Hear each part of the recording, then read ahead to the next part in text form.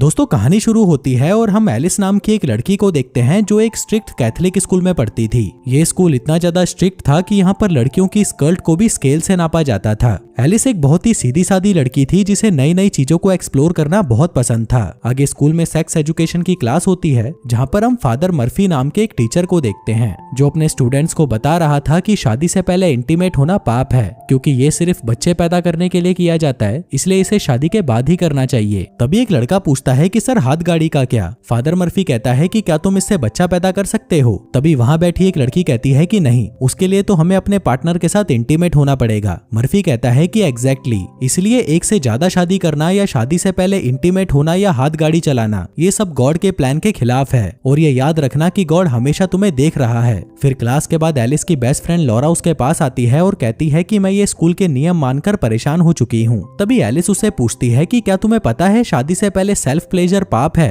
Laura कहती है कि अच्छा, फिर जो तुम वो गंदी फिल्में देखकर खुद को प्लेजर देती हो वो भी करना पाप है। एलिस कहती है कि ये तो बस मैं मौज मस्ती के लिए करती हूँ, ये कोई पाप नहीं है। फिर स्कूल के बाद एलिस घर आती है और अपने कंप्यूटर में गंदी वाली वेबसाइट खोलकर लोगों से चैट करने लगती है। इसी दौरान उसके पास एक लड़के का डीएम आता है जो उसे अपने 8 इंच के प्राइवेट पार्ट की फोटो सेंड करता है। एलिस उसे देखते ही अपनी विंडो को बंद कर देती है, लेकिन फिर कुछ देर बाद उसे फिर से उसे देखने की इच्छा होती है, जिसके बाद वो जूम कर करके उसके प्राइवेट पार्ट को निहारने लगती है। तभी उसे उस लड़के का मैसेज आता है जिसमें लिखा था कि तुम भी अपने प्राइवेट पार्ट की फोटो दिखाओ। एलिस थोड़ा सोचती है और उसे मना कर देती है। फिर वो आदमी उससे उसकी फोटो मांगता है तो एलिस अपनी जगह पर अपनी दोस्त की फोटो भेज देती है। अब उसकी फोटो देखते ही वो आदमी खुश हो जाता है और फिर वो एलिस के साथ गंदी गंदी बातें करना शुरू कर देता है। अब इन सब बातों से एलिस के अंदर भी ठरक जागने लगती है, इसलिए वो तुरंत ही अपनी स्कर्ट के अंदर हाथ डालती है और अपने प्राइवेट पार्ट को छूना शुरू कर देती है। अब वो ये सब कर ही रही थी कि तभी उसकी मॉम उसे आवाज लगाती है और वो कंप्यूटर बंद करके वहां से चली जाती है। फिर अगले दिन स्कूल में लंच के दौरान लिली नाम की एक लड़की एलिस के पास आती है और उसे कहती है कि मुझे तो विश्वास ही नहीं हो रहा कि तुमने लॉरा की पार्टी में एडम का मुंह में लिया था। अब ये बात सुनकर लॉरा भी शॉक्ड हो जाती है और उससे पूछती है कि क्या तुमने सच में उस रात एडम का मुंह में लिया था? एलिस कहती है कि वो लड़की पागल हो चुकी है, मैंने ऐसा कुछ भी नहीं किया। लिली कहती है कि अब तो ये बात पूरे स्कूल में फैल चुकी है, जिसके बाद वो वहां से चली जाती है। इसके बाद एलिस एक चॉकलेट रैपर निकालकर उसे चाटने लगती है, जिसे देखकर कुछ लड़के उस पर हंसने लगते हैं और उसका मजाक उड़ाते हैं। आगे हम देखते हैं कि उस वेबसाइट पर गंदी चैट करने के बाद एलिस को अपने आप में गिल्टी फील होने लगा था, इसलिए वो गॉड के पास जाकर उनसे माफी मांगती है। इसके बाद स्कूल के सभी स्टूडेंट्स को एक रिट्रीट पर ले जाया जाता है, जहां पर जाने के बाद वो अपने सारे पापों से मुक्त हो जाएंगे और वो सभी गॉड के और भी नजदीक पहुंच जाएंगे। तभी वहां पहुंचते ही एलिस की नजर एक लड़के पर पड़ती है। वो लॉरा से पूछती है कि ये कौन है? लॉरा कहती है कि तुम इसे नहीं जानती, ये स्कूल की फुटबॉल टीम का कैप्टन क्रिस है। हम देखते हैं कि क्रिस इतना हैंडसम था कि एलिस उसे देखते ही उस पर फिदा हो गई थी। तभी नीना नाम की एक लड़की उसके पास आती है और उसे उसका रूम दिखाती है। वो कहती है कि यहाँ पर घड़ी और फोन अलाउड नहीं है, इसलिए तुम उसे मेरे पास जमा करा दो।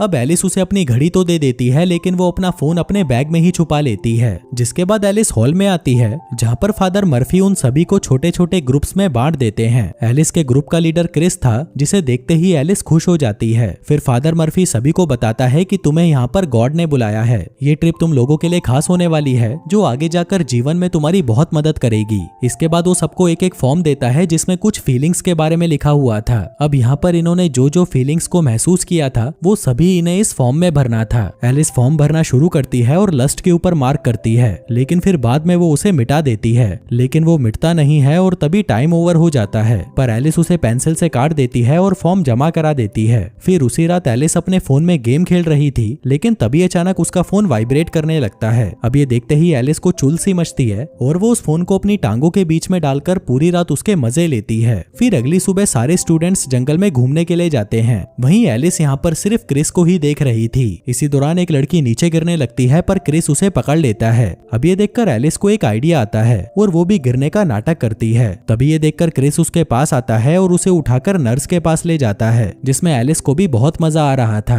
फिर अगले सीन में हम देखते हैं कि जब एलिस अपने कमरे में होती है, तभी वहाँ पर नीना उससे कुछ बात करने आती है, पर तभी अचानक एलिस का फोन वाइब्रेट करने लगता है और नीना ये सब देख लेती है। वो उसे कहती है कि तुमने मुझसे झूठ बोला, जिसके बाद वो सीधा जाकर ये बात मर्फी को बता देती है। आगे फादर मर्फी एलिस को बुलाता है और कहता है कि तुम्हें रूल तोड़ने की सजा मिलेगी और सजा के तौर पर तुम्हें इस पूरे कैंप की सफाई करनी होगी। अब एलिस कैंप की सफाई करने में लग जाती है और तभी उसे फादर मर्फी के रूम में उसका कंप्यूटर दिखाई देता है। वो चारों तरफ देखती है कि कोई उसे देख तो नहीं रहा। जिसके बाद वो कंप्यूटर में इंटरनेट ऑन करके गंदी गंदी फिल्में देखने लगती है, पर तभी उसे किसी की आहट महसूस होती है तो वह स्क्रीन को ऑफ करके चली जाती है। लेकिन वो कंप्यूटर को शट डाउन करना भूल गई थी। उसी रात फादर मर्फी सभी स्टूडेंट्स को बुलाता है और उन सभी के सामने उनके घर से आए हुए लेटर्स को पढ़ने लगता है, जिसे सुनकर वो सभी इमोशनल हो जाते हैं। फिर अगले दिन क्रिस अपने ग्रुप को बुलाता है और उनसे कहता है कि सभी के मन में कुछ ना कुछ गिल्ट होते हैं और मैं चाहता हूँ कि आज तुम सभी वो गिल्ट बाहर निकाल दो और ये करने से तुम्हें शांति मिलेगी। तभी वहाँ पर बैठा एक लड़का कहता है कि कुछ दिनों पहले मेरी गर्लफ्रेंड मुझे छोड़कर चली गई और इससे मैं अंदर से टूट चुका हूँ। फिर एक लड़की कहती है कि मेरी दादी की मौत हो गई और मैं आखिरी बार उन्हें देख तक नहीं पाई। इसके बाद एलिस की बारी आती है, लेकिन उसके पास कोई कहानी नहीं थी, इसलिए वो झूठ बोल देती है कि कुछ दिनों पहले उसके कुत्ते की मौत हो गई थी। जो बात सुनकर एक लड़की जोर जोर से रोने लगती है।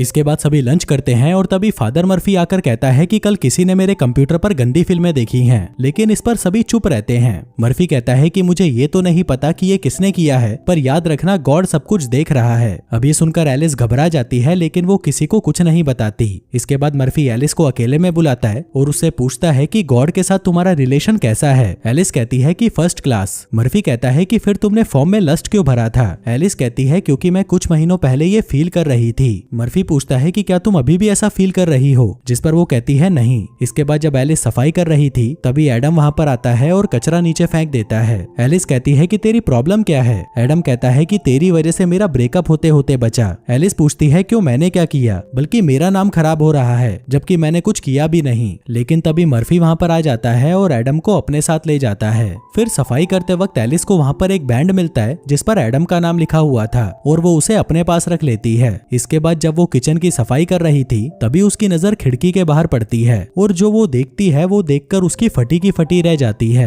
वो देखती है कि नीना एक लड़के को किस कर रही है, जिसके बाद वो नीचे जाकर उसका चूसने लगती है। अब ये देखकर एलिस जल्दी से ये बात जाकर लॉरा को बताती है, लेकिन लॉरा उसकी बातों पर बिलीव नहीं करती और उसे कहती है कि तुम्हें शर्म आनी चाहिए नीना जैसी पवित्र लड़की के बारे में ऐसी अफवाहें फैलाते हुए। एलिस कहती है कि नहीं, वो सच में कर रही थी। लॉरा कहती है कि तुम झूठी हो और मुझे लगता है कि तुमने ही मर्फी के कंप्यूटर पर वो एडल्ट मूवी देखी थी और शायद तुमने ही पार्टी में एडम का मुंह में भी लिया था। जो कहकर वो वहाँ से चली जाती है। इसके बाद जब एलिस किचन को साफ कर रही थी वो एडम का बैंड लेकर उसे मर्फी के कंप्यूटर के पास रख देती है। तभी मर्फी वहाँ पर आ जाता है और एलिस पीछे छुप जाती है। तभी वो देखती है कि फादर मर्फी अपना कंप्यूटर ऑन करता है और एक गंदी सी मूवी लगाकर देखने लगता है और उसे देखते देखते वो खुद को प्लेजर देने लगता है। वहीं ये देखकर एलिस को तो बिलीव ही नहीं होता, इसलिए वो अपनी आंखें बंद कर लेती है। इसके बाद जब वो बाहर आती है तो उसे क्रिस मिलता है। वो उससे पूछता है कि क्या हुआ, तुम उदास क्यों हो। जिसके बाद वो दोनों एक टेबल पर बैठते हैं और बातें करने लगते हैं। लेकिन तभी ठरक से भरी हुई एलिस खड़ी होती है और उसे किस करने लगती है। लेकिन इससे क्रिस एक्साइटेड हो रहा था, इसलिए वो एलिस को खुद से दूर कर देता है। वो उसे कहता है कि ये गॉड के प्लान के खिलाफ है और वहाँ से भाग जाता है। फिर रात को जब सभी पार्टी कर रहे होते हैं तभी एलिस चुपके से वहाँ से निकल जाती है और पास के एक बार में चली जाती है। वहीं उस बार में नताशा नाम की एक औरत बैठी थी जो उससे पूछती है कि क्या हुआ। एलिस कहती है कि आखिर मेरे साथ ही ऐसा क्यों होता है, मैं जिसको भी पसंद करती हूँ वो मेरे से दूर चला जाता है। नताशा कहती है कि ये तो सबके साथ होता है, बचपन में मैं भी किसी को पसंद करती थी लेकिन वो साला गे निकला। अब ये सुनकर एलिस को थोड़ा अच्छा महसूस होता है, जिसके बाद वो उसे वापस कैंप में ड्रॉप कर देती है। फिर अगली सुबह जब सभी ब्रेकफास्ट कर रहे थे तभी वहाँ फादर मर्फी आकर एडम को अपने साथ ले जाता है। इसी दौरान लॉरा एलिस के पास आती है और उससे माफी मांगती है कि उसने उसे इतना बुरा भला कहा। एलिस कहती है कि कोई बात नहीं। तभी लॉरा उसे कहती है कि तुम्हें पता है एडम एक गे है। अब ये सुनकर एलिस शॉक्ड हो जाती है और कहती है कि ये कैसे हो सकता है, उसकी तो गर्लफ्रेंड थी ना। लॉरा कहती है कि उस साले से कुछ हो नहीं पाता था, इसलिए उसने अफवाह फैलाई थी कि उसकी एक गर्लफ्रेंड है। इसके बाद हम देखते हैं कि अब वो रिट्रीट खत्म हो जाती है और सभी अपने अपने घर चले जाते हैं। फिर अगले दिन एलिस स्कूल जाती है जहाँ पर क्रिस उसे देखकर छुपने लगता है। तभी एलिस उसके पास जाकर कहती है कि तुम्हें छुपने की जरूरत नहीं है, क्योंकि जो लास्ट टाइम हुआ था वो आगे नहीं होगा और क्या अब हम दोस्त बन सकते हैं, जिस पर क्रिस मान जाता है।